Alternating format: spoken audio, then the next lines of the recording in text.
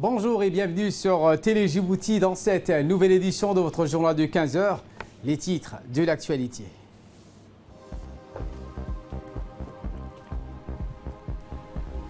Le président de la République, Ismaël Omar Guelleh, a pris part ce matin à la cérémonie de dédicace d'un livre sur le défunt Ali Guelleh Aboubakar. Également dans l'actualité de ce 15 heures, création d'une réserve mondiale de vaccins contre le virus Ebola. C'était les titres, merci si vous nous rejoignez sur Télé Djibouti. Une grande cérémonie a été organisée ce matin au Palais du Peuple pour la sortie et dédicace du livre intitulé « Allons, camarade Guelleh », écrit par l'écrivain poète Dr Cheikhem Ouatta sur la biographie et parcours de son ami d'enfance et compagnon de lutte, Ali Guelleh Aboubakar, décédé le 27 avril 2020. Le défunt Ali Guelleh était ministre à la présidence chargé des investissements en politique djiboutienne de premier plan jusqu'à sa mort. Dr Cheikhem Ouatta évoque dans ce livre la période de jeunesse de feu Ali Guelleh Aboubakar qu'il a côtoyé dès son enfance dans la capitale, sa participation dans la lutte pour l'indépendance. Premier partisan de l'accord de Abaa, en 1994, Ali Guelleh Aboubakar a démarré dans les responsabilités politiques aux côtés de l'actuel chef de l'État Ismaël Omar Guelleh, dont il est devenu adjoint en 1995, puis chef de cabinet à partir de 1999, dès l'accession à la magistrature suprême du président Guelleh. Le défunt Ali Guelleh Aboubakar a été l'artisan de l'accord de paix avec le fruit d'armée de feu Ahmed Dini et Cheikh Daoud en 2001. En 2016, il est devenu membre du gouvernement en occupant le poste de ministre à la présidence chargée des investissements, poste qu'il occupera jusqu'à son décès.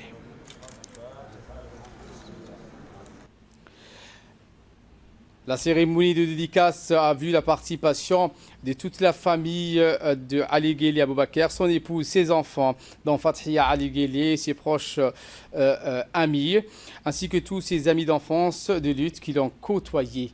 Ali Guelleh Aboubakar, que le Tout-Puissant l'accueille dans son paradis éternel. Le président Guelleh s'est exprimé lors de ce dédicace du livre intitulé Allons, camarade. Le chef de l'État a indiqué qu'il rend un vibrant hommage à son frère et ami Ali Guelleh. Je ne peux pas décrire en quelques mots qui était vraiment cet homme. Un frère, a-t-il dit, un ami. On a tellement vécu d'événements ensemble dans cette vie. Chaque personne goûtera à la mort, a précisé le président de la République. Il a prié le Tout-Puissant d'accueillir son défunt ami Ali Guelleh Aboubakar dans son paradis éternel et a demandé de donner la force et la patience à la famille du défunt. Je remercie Dr Cheikhem Ouatta qui a écrit ce livre en hommage posthume à mon défunt ami, a conclu le président de la République. Le livre Allons camarade Ali Guelleh est écrit par un grand poète, écrivain djiboutien, en l'occurrence Dr Cheikhem Ouatta, qui a félicité le président de la République. Écoutons. La cérémonie de dédicace a été honorée par le président de la République et l'ensemble de son gouvernement. Je voudrais le remercier et remercier tous les ministres qui ont tenu à faire hommage à notre défunt camarade Ali Guelleh Aboubakar. Pour moi, qui était son compagnon, son ami, je ne pouvais pas rester silencieux et écrire ce livre a été pour moi un témoignage d'amitié, de fidélité. En plus, nous nous sommes connus à l'âge de 13 ans, nous nous sommes côtoyés, nous avons cheminé ensemble. Et effectivement, c'est une grande perte pour la nation djiboutienne, c'est une grande perte pour sa famille, c'est une grande perte aussi pour sa famille politique. Et je crois qu'aujourd'hui, avec ce livre, nous avons tenu à lui dire que nous ne l'oublierons jamais. Ce livre a été commencé de son vivant, parce qu'effectivement, quand il est tombé malade, j'ai continué à lui écrire des poèmes pour le soutenir dans ce combat contre la maladie. Dans ces grands couloirs de souffrance, notre défunt ami a été courageux. Il est toujours resté digne et respectueux de tous les autres. Donc il était souvent en communication avec moi et la plupart des poèmes ont été écrits de son vivant. C'est un vécu, c'est des souvenirs, c'est des témoignages de premièrement dont je me souvenais personnellement. C'est quand même 47 ans d'amitié, c'est quand même 47 ans de compagnonnage, 47 ans de lutte ensemble.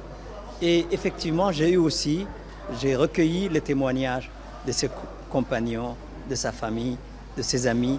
Alors, ce livre-là est un petit livre.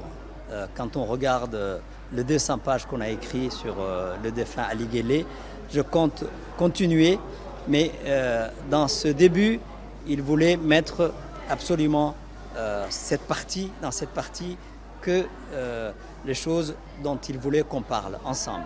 Mais effectivement, il y aura, j'espère, d'autres parties. J'aurai besoin de la contribution des gens comme vous, d'autres camarades comme Ouglé, d'autres camarades comme Ali Daoud Dabale, comme Saleh Bounoïta, comme Ali Hamid, Cheikho, Mohamed Ibrahim, comme Akhadar, comme Ali Haroun, comme tous ces gens-là qui l'ont accompagné de leur premier âge. Et toute la classe politique djiboutienne était en rendez-vous pour participer à la cérémonie de sortie et dédicace du livre Allant camarade Ali Guelleh, écrit par le grand poète et écrivain Cheikh Mouata. L'auteur a dédicacé les membres du gouvernement, dont le Premier ministre et le président de l'Assemblée, ainsi que des particuliers. L'engouement était palpable pour ce livre qui retrace l'historique d'un grand homme politique, le défunt Ali Guelleh, décédé le 27 avril 2020. Le livre, édité à 2000 exemplaires par les éditions Le Francoulin, selon le souhait du défunt Ali Guelleh. De Madame Arafo, directrice de la librairie Victor Hugo, avec ce livre, le défunt Ali Guelleh restera dans la mémoire collective de l'ensemble des Djiboutiens, toutes classes confondues.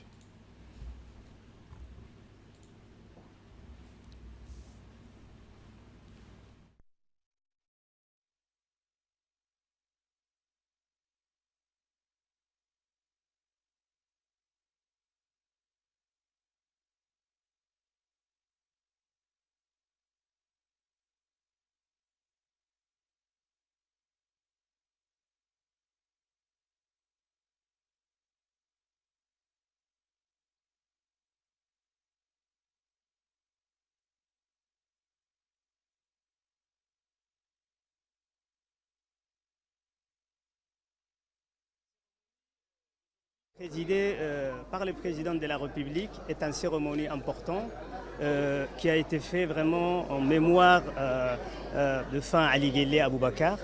Et vraiment, M. Ali Guelleh Aboubakar était un homme vraiment dépourvu de toute forme d'orgueil. Vraiment, c'était un homme dépourvu de toute forme d'artifice de communication. C'était quelqu'un qui ne s'apparaît pas pour ce qu'il n'était pas. Et vraiment, c'était un homme humble et digne. Pour moi, aujourd'hui, je fais partie des hommes inconsolables aujourd'hui. Vraiment, c'est triste, mais c'est la vie. Pour moi, la meilleure manière de lui rendre hommage, vraiment, et de respecter sa mémoire, c'est d'être fidèle à son grande cause qui était le souci des autres, la dignité, la justice. Camarade Ali Guelleh était un homme vraiment optimiste, que le bon Dieu lui accueille dans sa paradis éternel. Le président de l'autorité des ports et des zones franches, Aboubakar Omar Hadi, a reçu ce matin M. Damien Rignard, sénateur représentant les Français établis hors de France. Au cours de la rencontre, le président de l'autorité des ports et zones franches et le sénateur ont longuement discuté de plusieurs sujets tels que les investissements des entreprises françaises et le rôle du MEDEF international et les conseillers du commerce extérieur de la France dans la promotion des affaires et des investissements entre les deux pays. accompagné de M. Arnaud Guillois, l'ambassadeur de France à Djibouti. Le sénateur a eu l'occasion de visiter le Djibouti International Free Trade Zone. Le sénateur français a visité la zone franche internationale. François Damien Rugnard a toujours été dans la foulée une personnalité très connue dans le monde du business. Durant sa visite dans la zone franche internationale, le sénateur français a constaté de visu les avancées remarquables réalisées dans le développement portuaire, mais aussi comment notre pays s'est donné les moyens afin de devenir un hub logistique et commercial de la région. Sous la présidence du député Abdelrahman Awale Yassine, les membres de la commission permanente des affaires étrangères élargie à celle en charge de la commission de la législation, de l'administration générale et des droits humains se sont réunis aujourd'hui en vue d'examiner le projet de loi numéro 107 de l'année 2020 de la 8e législature portant création de l'autorité nationale de sécurité et sûreté nucléaire, radiologique, chimique et biologique. Cette réunion collégiale des commissions s'est déroulée en présence du ministre de l'Enseignement supérieur et de la Recherche, Dr Nabil Mohamed Ahmad, au terme d'un débat instructif et riche sur les stipulations conséquentes du projet de création submentionné. La commission a donné l'avis favorable des commissaires pour sa transmission et adoption en séance publique avec un amendement. Selon les commentaires fournis par la Banque mondiale, Djibouti doit les projections économiques positives auxquelles il est pressenti pour l'année 2021 à la gestion du succès qu'il sut opposer aux conséquences hautement dommageables du Covid-19 apparu en 2020 pour le développement et la croissance.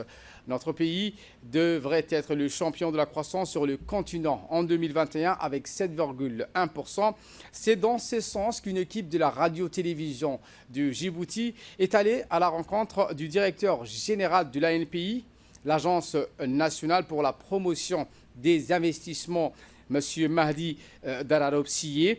Le directeur général de l'agence nous a expliqué comment Djibouti a fait cette croissance malgré l'impact du Covid-19 sur les économies du monde. Voici ses propos. Le classement et la place d'honneur occupée par notre pays dans le classement de la croissance économique des pays africains en 2021. Et donc il va s'élever à plus de 7%. Je pense que c'est 7,1 ou 2%. Ce qui est moindre par rapport aux réalisations des années précédentes avant Covid. En 2018 et en 2019, Djibouti avait fait donc de 7 à 8% de croissance. Et normalement, cette croissance était appelée à se consolider et à se tonifier en 2020.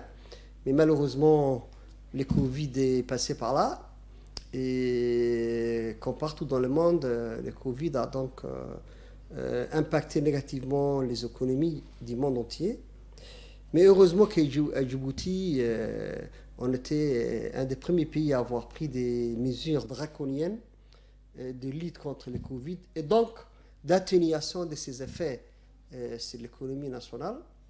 Et tout ça en fait qu'une année après l'année Covid, Djibouti a renoué avec une croissance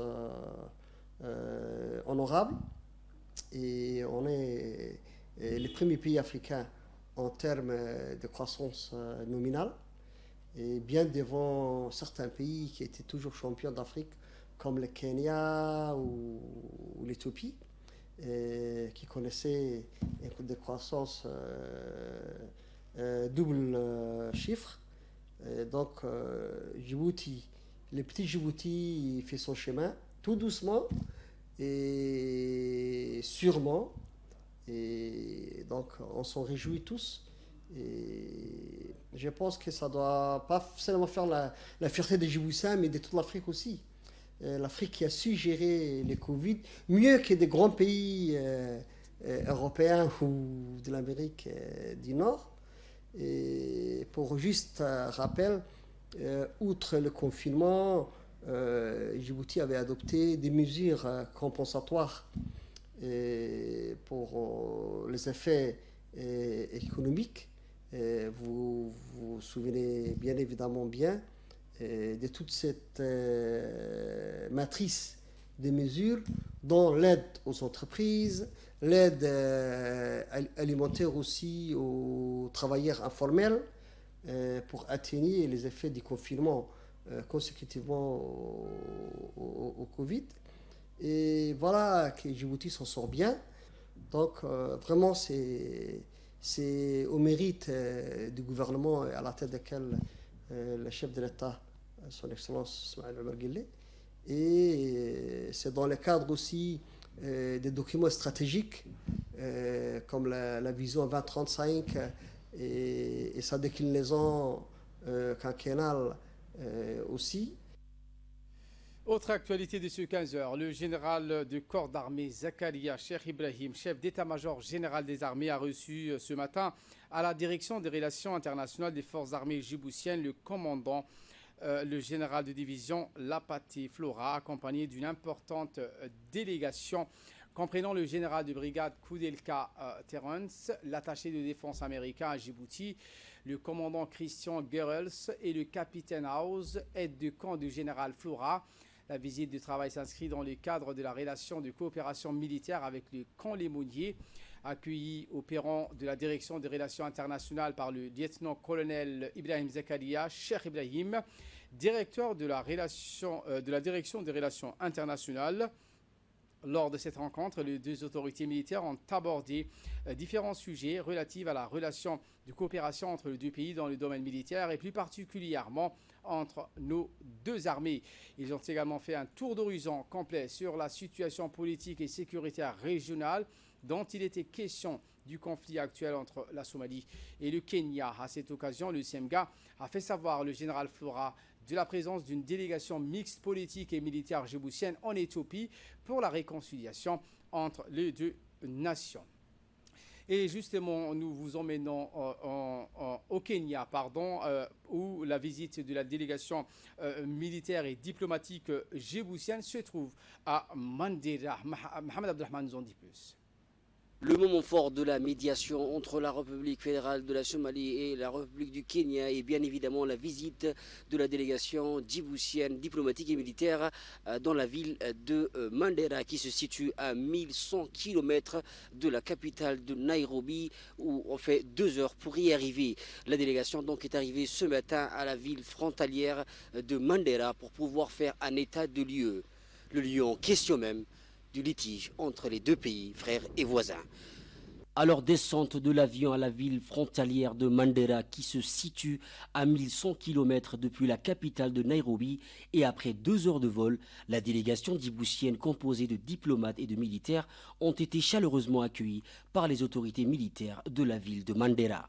Mandatée par les chefs d'État des pays membres de l'IGAD, la délégation djiboutienne composée de diplomates et de militaires poursuit toujours sa mission de médiation et ceci par le biais d'un cadre propice et à travers le prisme du consensus et des solutions négociées.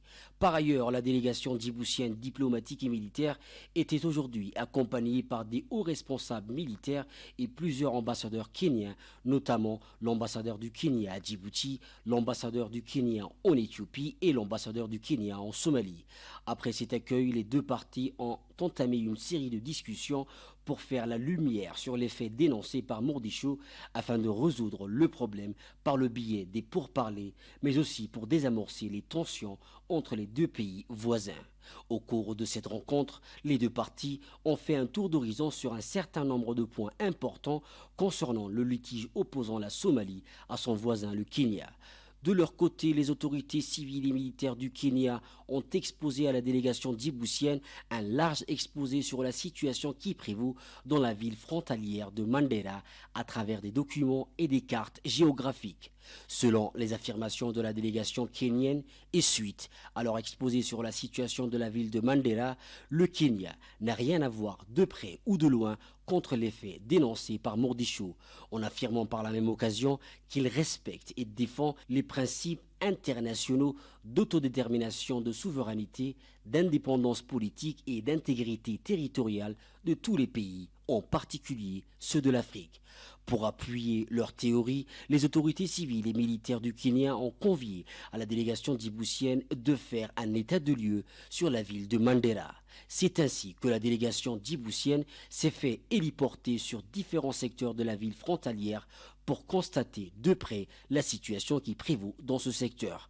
Rappelons que l'objectif principal des pourparlers et de médiation est de pouvoir résoudre les différends entre les deux pays à l'amiable pour que les deux reprennent les relations diplomatiques.